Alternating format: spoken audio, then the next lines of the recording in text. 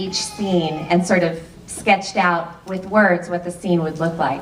And then she would draw each scene, and I kept having to go back and say, he doesn't look pathetic enough, because she kept making him too cute and perky and happy, and so I'd say, you need to really make him more dejected. And so it was fun, and it's a story about him believing that he's more worthwhile on the ranch than he actually is. So that's kind of it's meant to make most people feel better about their energy level.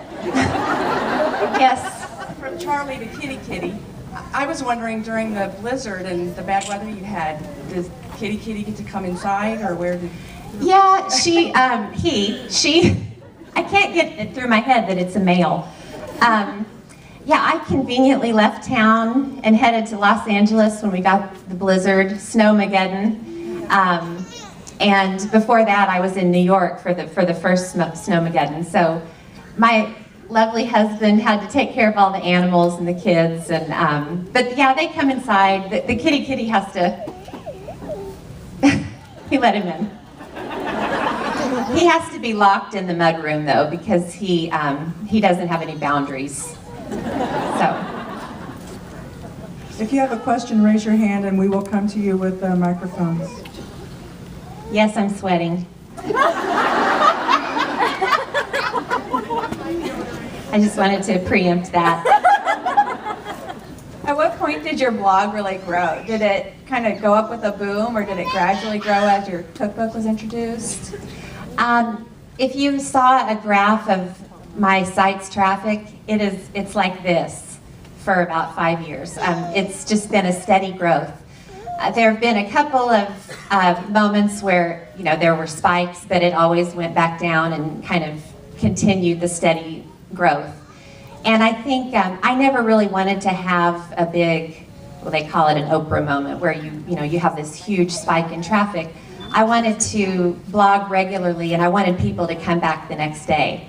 So for me, I always focused less on tricks to get traffic and more on my content and wanting to, plus I always say this, I have middle child syndrome, and I didn't want people to come to my site and be bored or not have anything to take away, so I either wanted to have a recipe or, you know, a blog post or something. So, and that would be a piece of advice I would give to any bloggers, you know, who get frustrated with traffic, is just focus on your content, and it'll pay off eventually.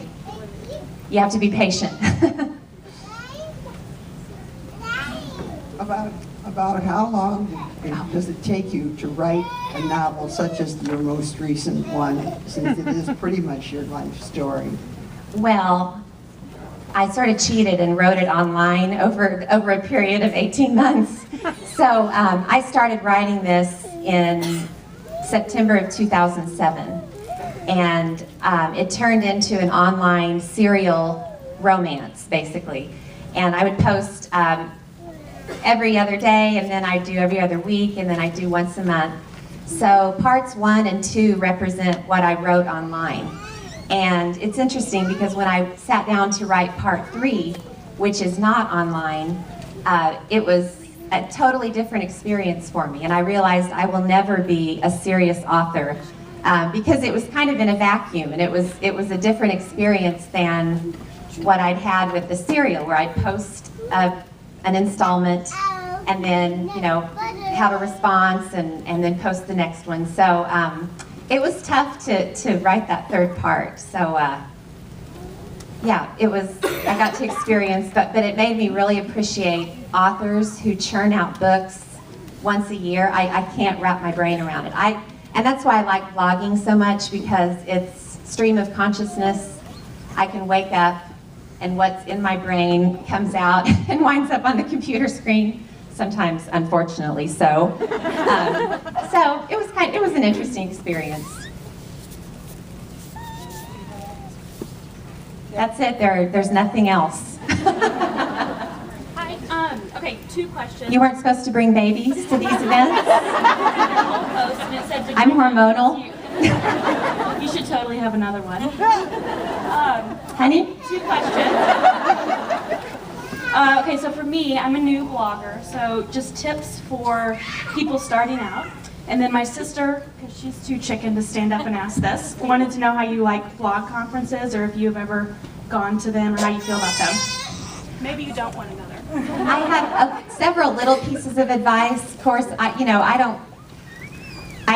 don't know how my blog really got started and why it worked, but blog regularly is probably my #1 piece of advice. If you blog 5 or 6 days a week, first of all, there's more of a chance that readers will come back and want to read you over coffee or want to read you over lunch. And if you post just once every 2 weeks, it's hard, for readers to, feel any sense of connection or momentum. But also what I found was that your writing will improve. I still don't consider myself a serious writer at all. But my writing, if I look back at my old blog posts, has certainly improved, matured. It's a little more polished. So blog regularly is the best piece of advice. And don't put too much pressure on yourself. I mean, don't feel like you have to, construct some epic piece about, the free market system. Just go into your pantry and take a picture of the expiration dates on your cans, and write a little paragraph about it. Do little things like that and experiment, and you'll find the things that you enjoy writing about. When I first started blogging, I wasn't a photographer and didn't make photos such a large part of my posts. But once I started teaching myself photography and posting more photos, the pictures themselves actually often became the story in a lot of blog posts. So that sort of translated over into my cooking section. So just experiment, have fun. More questions? Do we have any Couple more? I have one here. We have some up here too. Just a quick question. Where do you come up with the different, well, 2 parts actually.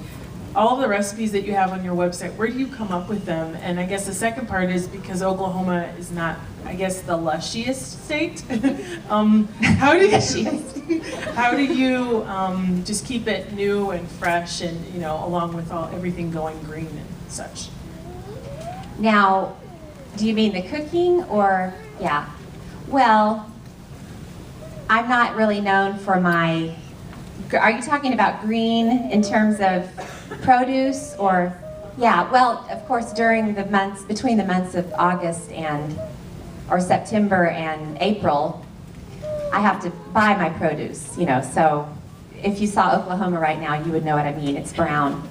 In terms of the recipes, there's a mix between, a lot of them are my mother's, and a lot of them are his mother's, and her mother's, and my grandmother's. And then a lot of them are classics, lasagna, spaghetti and meatballs, chicken fried steak, and I'm so nervous, you guys. I'm a terrible speaker, I told you. The gal who works for the library is 8 months pregnant, and she and I were having breathless contests. But, so what I do when I make one of the classics, chicken cacciatore is another one, chicken scallopini, I just make it, and then I take notes of the amounts of flour I put on the plate, because I do printable recipes now, I didn't used to. And then another category of recipe is things I've eaten in restaurants and try to reproduce at home.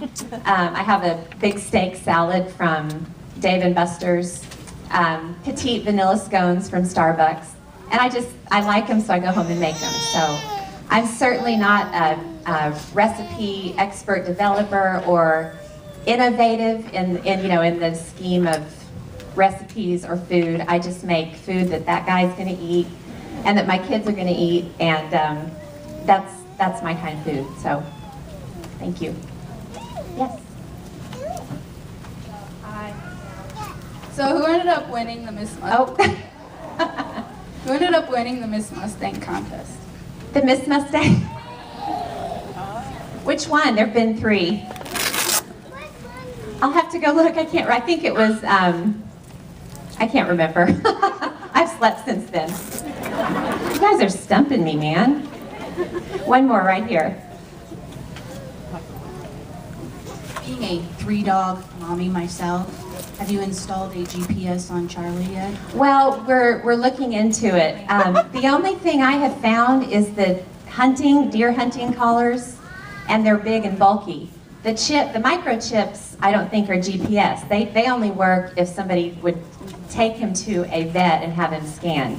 So, and out in the country, there are so many things that could happen before he ever saw another human. So, my dog Charlie disappeared last week and shaved 8 years off my life in the process. So he was gone overnight, which has never really happens. And so, let's do one more, and then I'll start right here.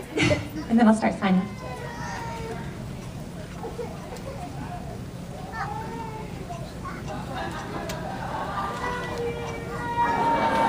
Sorry.